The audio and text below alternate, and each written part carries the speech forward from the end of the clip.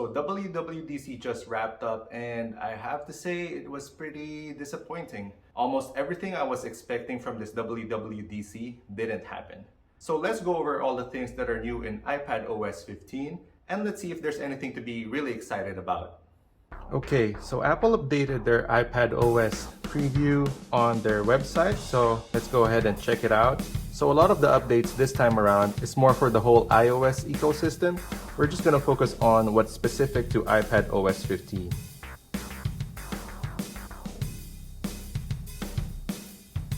So multitasking was updated and I think this is a pretty good update. I like the fact that there's going to be icons around here. That's going to let you do full screen or split view or this floating window over here. I think the new multitasking on iPad OS is a welcome addition, but it's more of like learning something new instead of improving something. I think by this time people already know how to multitask, especially if they are heavy iPad users, but you know, I'll take it. It's always a welcome feature to add more simplicity and ease of use to the whole thing. For anybody who's new with multitasking, I think the addition of these new features is going to be great, but it's not mind-boggling to say the least.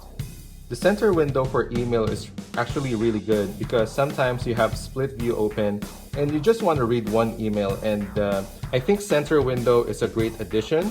I love the fact that a window can pop up for whatever email you're reading. So that way, when you're done reading, you can just click done and then it's going to go away and it's going to leave you back in your multitasking windows.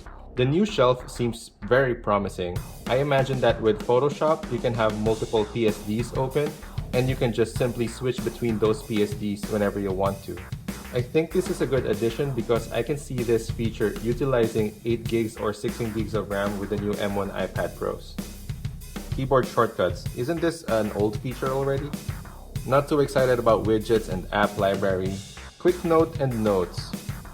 I like the fact that you can do quick notes by swiping from the corner, but right now I can already swipe from the corner and do a screenshot. So it's a little weird too, because if you want to do a quick notes, you're going to be writing with the Apple Pencil. So is Apple going to kill this feature in favor of the quick notes feature? So FaceTime on Android is going to be great. I am excited about that. But no iMessage on Android? I was kind of hoping for that during this WWDC. So watching together, listening together, and sharing your screen. This is already a feature that's present in a lot of video call apps. So I guess better late than never.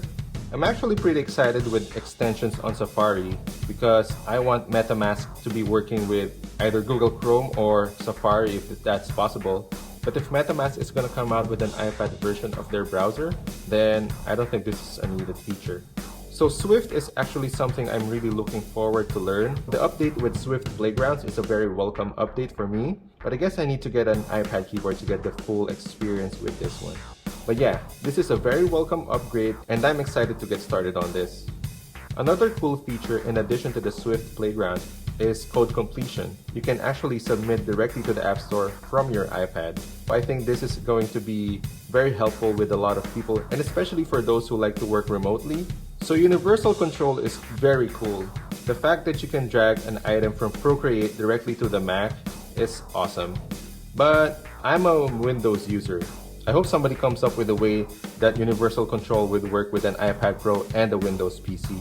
I actually have mixed feelings with universal control because I feel like the iPad is being positioned as a secondary device compared to the Mac. Whereas for me, I mainly want to be an iPad Pro first kind of user. I just feel like Apple is abandoning the fact that the iPad Pro can stand on its own.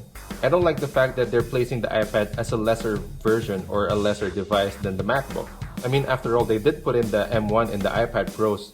I think universal control is a very great update to iPad OS, only if you have a Mac.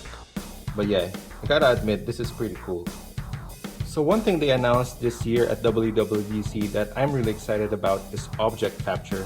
Since the Procreate update is going to have the ability to paint over OBJ objects, this is going to be a nice addition to the iPad. And I'm really excited to use this feature, so I think the only thing missing would be having Cinema 4D on the iPad Pro, along with Final Cut.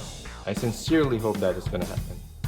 That's basically it. Most of the other updates on iPad OS is more of a general update for iOS.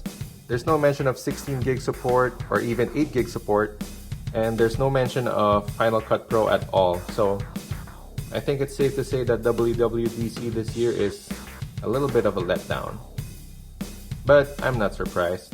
I hope 16GB RAM support comes even before iOS 15, so that way people who bought the M1 iPad Pros don't feel like they're being cheated. But if the hardware isn't being utilized at all, I really feel like Apple is turning their back on its pro level users, and that's not cool. I for one would love to see the iPad be more of its own thing, and not just some secondary device to the MacBook. I'm still very optimistic that Apple will let people use the full power of the M1 iPad Pros, but I hope that would come sooner rather than later. Please let me know down in the comments what you think of this year's WWDC, what you were expecting from it, or what you're excited about in iPadOS 15. Thank you for watching this video. If you like this video, press the like button, and if you want to see more videos about the iPad Pro and anything about the iPad, please click subscribe. See you guys! I learned a new word in this keynote, so cacophony.